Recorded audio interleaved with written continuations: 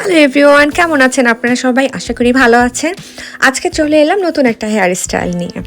অনেকেই আমাকে প্রশ্ন করেন যে আমার এই কার্লি হেয়ারগুলোকে আমি কিভাবে ম্যানেজ করি।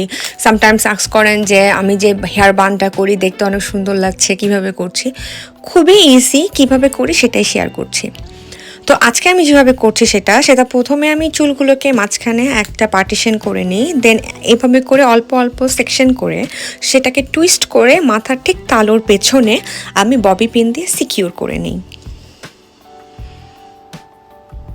তো আজকে আমি ভাবছিলাম যে আমি 4টা পোর্শনে চুলগুলোকে টুইস্ট করব এবং পিছনে এভাবে করে পিন আপ করব।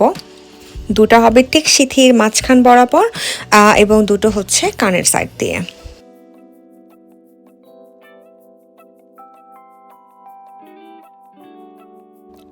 টুইস্টেড এই পার্টগুলোকে যখন আমরা ববি পিন দিয়ে সেট করব, একটু ভালো করে সিকিউর করে সেট করতে হবে।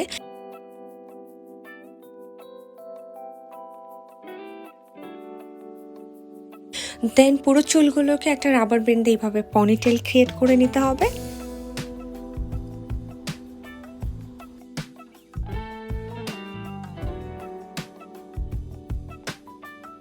পনিটেল হয়ে যাওয়ার পরে ঠিক পেছনে এমন দেখা যাবে।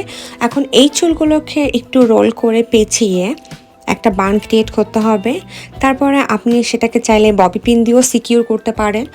আপনি কোনো আমি যেমন আজকে করছি ছোট ছোট পাঞ্চ ক্লিপ দিয়ে, চাইলে এক্সট্রা কোনো ছোট রাবার ব্যান্ডও ইউজ করা যেতে পারে।